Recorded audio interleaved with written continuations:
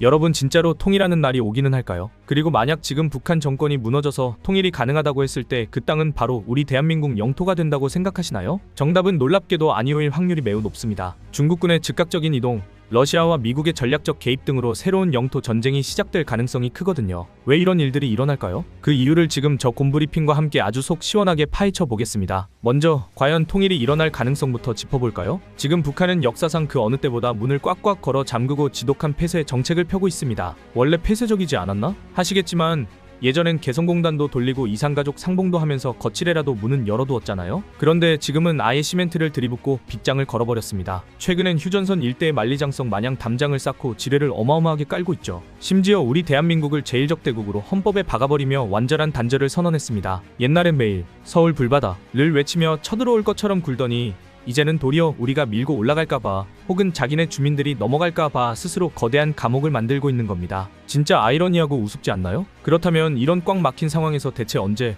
어떻게 통일의 기회를 잡을 수 있을까요? 사실 지금의 북한 주민들은 80년대처럼 나라에서 주는 배급만 씹으며 아무것도 모르던 사람들이 아닙니다. 장마당 세대를 거치며 몰래 스마트폰도 쓰고 한국 드라마의 K-팝까지 즐기며 세상 돌아가는 꼴을 다 파악하고 있거든요. 김정은이 흠결 없는 신이 아니라는 것, 자기들이 지독하게 가난하다는 것, 그리고 휴전선 넘어 남한 사람들은 자유를 누리며 떵떵거리고 산다는 걸 아름아름 다 눈치챈 겁니다. 이게 바로 북한 지도부와 김정은이 밤잠을 설치며 가장 두려워하는 포인트죠. 주민들이 진실을 깨닫고 들고 일어나면 정권은 하루아침에 끝나는 거니까요. 물론 현실적으로 당장 시민혁명이 빵 터지기는 힘듭니다. 최근 중동 국가들처럼 시위를 해도 무자비하게 총칼로 진압해버리면 목숨 앞에 장사 없으니까요. 하지만 그 무서운 독재자도 절대 이길 수 없는 게 하나 있죠. 바로 세월입니다. 김정은도 나이가 들고 꼬리표처럼 건강 문제도 따라다니니 결국 누군가에게 이 권력을 물려줘야 합니다. 지금 가장 유력한 후계자가 누구죠? 맞습니다. 바로 딸 김주혜입니다. 계속해서 언론 매체에 화려하게 등장하며 차기 지도자로서 뿜어내는 존재감을 과시하고 있죠. 그런데 여러분,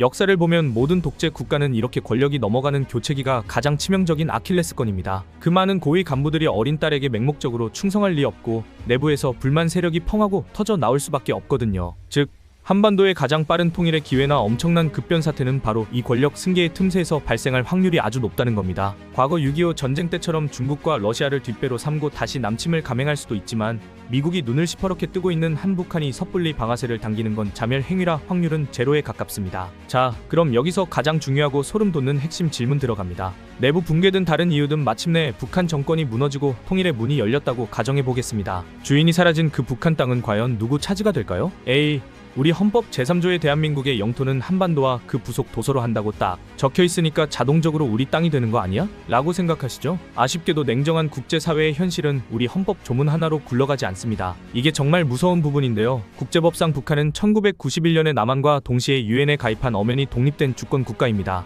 국제사회의 눈으로 보면 한반도엔 대한민국과 조선민주주의 인민공화국이라는 두 개의 나라가 있는 거죠. 그러니 북한 정권이 붕괴했다고 그 영토가 남한에 자동으로 귀속된다는 국제법적 근거는 세상 어디에도 없습니다. 바로 이 기막힌 빈틈을 노리고 호시탐탐 북한 땅을 꿀꺽 삼키려 대기 중인 거대한 포식자들이 있습니다. 첫 번째 포식자, 바로 중국입니다. 중국은 북한과 조중우호 협조 및 상호 원조 조약이라는 무시무시한 동맹을 맺고 있어요. 한쪽이 공격받거나 위협에 처하면 지체 없이 군사적 지원을 한다는 내용이죠. 만약 북한 내부에서 폭동이 일어나 정권이 흔들리면 중국은 북한의 혼란을 수습하고 난민이 중국으로 넘어오는 걸 막겠다는 기가 막힌 핑계로 합법을 가장해 인민의 반군을 북한 영토로 들이밀 겁니다. 압록강을 넘어온 중국군이 평양에 친중 괴뢰 정권을 세우고 북한 땅의 절반 이상을 실질적으로 지배해버린다면 와, 상상만 해도 진짜 끔찍하지 않나요? 자, 여기까지가 북한 땅을 둘러싼 거대한 영토 전쟁의 서막입니다. 중국만 숟가락을 얹으려는 게 아니거든요. 최근 북한과 군사 동맹 수준으로 밀착한 러시아, 그리고 이 모든 상황을 통제하려는 미국과 유엔군 사령부까지 북한 땅을 나눠 먹기 위한 열강들의 수싸움은 그야말로 상상을 초월합니다. 자, 만약 중국이 평양에 깃발을 딱 꽂고 북한 땅을 날름 삼키려 든다면 미국과 우리 대한민국은 그냥 손 놓고 구경만 하고 있을까요? 절대 아닙니다. 중국이 조중우호 조약을 들먹이며 북한으로 밀고 내려온다면 한미 연합군 역시 가만히 있을 리 없겠죠. 바로 여기서 등장하는 게 그 유명한 작전계획 5029입니다. 이름은 좀 딱딱해 보여도 내용은 아주 스펙터클합니다. 북한의 쿠데타가 일어나거나 정권이 무너지는 등 갑작스러운 급변 사태가 빵 터졌을 때 한미 연합군이 어떻게 움직일지 아주 치밀하게 짜놓은 극비 군사 시나리오거든요. 예를 들어 북한의 핵무기가 테러리스트 손에 넘어가지 않게 특수부대를 투입해서 가장 먼저 장악한다거나 주요 군사 시설을 발빠르게 통제하는 식이죠. 미국 입장을 한번 싹 볼까요? 미국이 북한 땅에 엄청난 욕심이 있어서 굳이 개입하는 건 아닙니다. 미국의 가장 큰 공포는 북한이 만들어 놓은 대량 살상무기, 즉 핵무기와 생화학 무기가 통제 불능 상태가 되어서 전 세계로 뿔뿔이 흩어지는 겁니다. 그리고 또 하나 중요한 이유가 있죠. 중국군이 휴전선인 DMZ 코앞까지 밀고 내려와서 미군과 직접 총구를 맞대는 최악의 상황을 무조건 막아야 하거든요. 그래서 미국은 중국을 견제하고 완충 지대를 확보하기 위해서라도 무조건 북한 지역으로 치고 올라갈 겁니다. 자, 그런데 여기서 절대 잊으면 안 되는 아주 골치 아픈 불공국이 하나 더 있죠. 바로 러시아입니다. 최근 푸틴과 김정은이 찰떡같이 밀착하면서 군사 동맹 수준으로 관계를 확 끌어올린 거 다들 아실 겁니다. 러시아도 북한과 두만강을 사이에 두고 국경을 딱 맞대고 있거든요. 러시아의 아주 오랜 군사적 꿈이 뭔지 아시나요? 바로 겨울에도 얼지 않는 항구,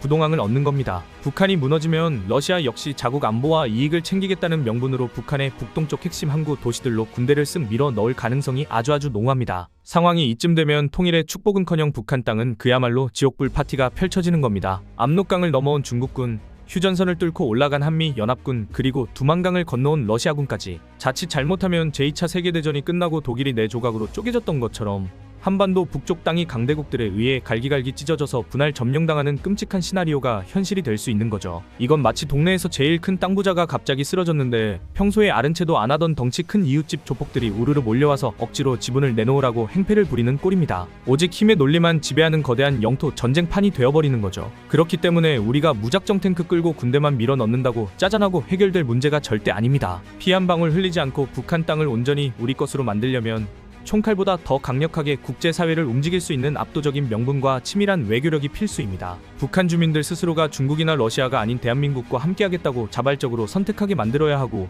유엔을 비롯한 국제사회가 주도하는 임시 과도 정부를 세워서 아주 자연스럽게 우리의 헌법체제 안으로 흡수 통일이 되도록 판을 기가 막히게 깔아야 하는 거죠. 자, 그럼 기적적으로 중국과 러시아의 야욕을 막아내고 마침내 완벽한 통일 대한민국이 되었다고 상상해봅시다. 그럼 우리 삶은 당장 내일부터 어떻게 달라질까요? 기차 타고 유럽 여행 가고 백두산으로 수학여행 가는 낭만적인 상상 다들 한 번쯤 해보셨죠? 하지만 현실은 드라마가 아닙니다. 당장 우리의 지갑, 사정, 내 통장 잔고부터 엄청난 요동을 치게 될 거거든요. 오늘 그 무시무시한 통일의 경제학을 아주 속 시원하게 파헤쳐 보겠습니다. 가장 먼저 여러분이 피부로 찌릿하게 느끼게 될 충격은 바로 세금입니다. 통일 비용이라는 말 들어보셨죠? 지금 남한과 북한의 경제력 차이는 무려 50배에서 60배 이상 납니다. 이건 그냥 조금 잘 사는 집과 못 사는 집 수준이 아니라 최첨단 메가시티와 1970년대 시골 마을이 합쳐지는 격이거든요. 당장 북한 전역에 아스팔트 도로 깔아주고 철도 놔주고 학교랑 병원 지어줘야 합니다. 완전히 무너져가는 북한 경제를 심폐소생술로 살리기 위해 천문학적인 돈이 들어가야 하는 거죠. 이 엄청난 돈 다 어디서 나올까요? 맞습니다. 바로 여러분과 제가 피땀 흘려번 돈에서 내는 세금입니다. 전문가들은 통일 직후 10년 동안 매년 수십에서 수백조 원의 비용이 훅훅 들어갈 거라고 예상합니다. 내 월급 통장에서 떼가는 세금이 확 늘어난다는 뜻이죠. 당장 내 코가 석자인데 북한 먹여 살리느라 허리가 휜다는 불만이 여기저기서 펑펑 터져 나올 수밖에 없습니다. 그럼 부동산은 어떻게 될까요? 통일되자마자 평양이나 개성 땅 사러 달려가면 벼락부자가 될 수 있을까요? 결론부터 딱 잘라 말씀드리면 정부가 절대 그걸 가만히 두지 않을 겁니다. 자본주의에 완전 빠삭한 남한 사람들이 헐값에 북한 땅을 싹쓸이하는 투기판이 벌어지면 북한 주민들은 하루아침에 소장농 신세로 전락하고 엄청난 폭동이 일어날 테니까요. 아마 초기에는 북한 지역의 토지 거래를 엄격하게 제한하거나 일정 기간 국가가 꽉 쥐고 관리하는 방식이 될 확률이 아주 높습니다. 하지만 남한 땅값은 정말 요동칠 겁니다.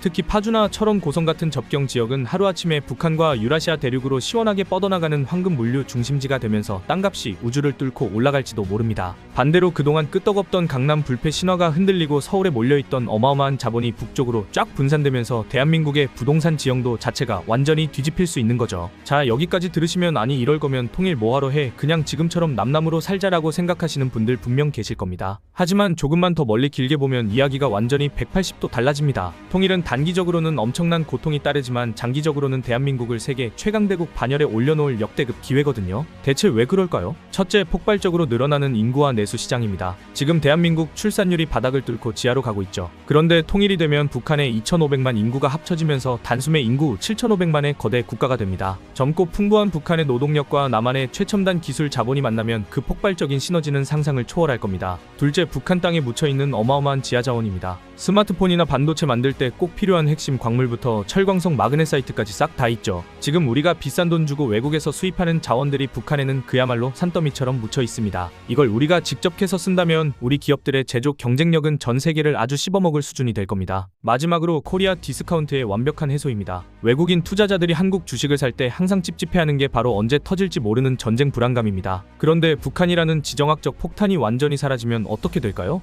한국의 주식시장과 경제 가치는 지금보다 훨씬 더 높게 수직 상승하며 재평가될 겁니다. 게다가 매년 무기 사고 군대 유지하느라 쏟아붓던 수십조 원의 피 같은 국방비를 경제 발전이나 복지에 시원하게 쓸 수 있게 되니 그 달콤한 혜택은 결국 오롯이 우리에게 돌아오게 됩니다. 이제 정리 들어갑니다. 통일은 결코 꽃밭만 있는 낭만적인 동화가 아닙니다. 초기에는 엄청난 세금 폭탄과 사회적 대혼란을 묵묵히 견뎌내야 하는 뼈를 깎는 인고의 시간이 반드시 필요할 겁니다. 하지만 그 가파른 고개를 넘고 나면 우리는 섬나라처럼 꽉 갇혀있던 반도를 벗어나 기차를 타고 유라시아 대륙으로 시원하게 뻗어나가는 진정한 글로벌 경제 강국으로 다시 태어날 수 있습니다. 자, 오늘 곰 브리핑에서 준비한 통일 시나리오는 여기까지입니다. 어떠신가요, 여러분? 여러분은 다가올 대한민국의 황금빛 미래를 위해 내 지갑에서 나가는 묵직한 통일 세금을 기꺼이 감수할 의향이 있으신가요? 아니면 현실적인 경제 타격이 너무 크니 차라리 현상 유지가 낫다고 보시나요? 여러분의 다양하고 날카로운 생각들을 댓글로 자유롭게 팍팍 남겨주세요. 오늘의 내용이 도움이 되었다면 구독과 좋아요를 눌러주신다면 다음에는 더 알찬 내용으로 보답하겠습니다. 이상 곰브리핑이었습니다.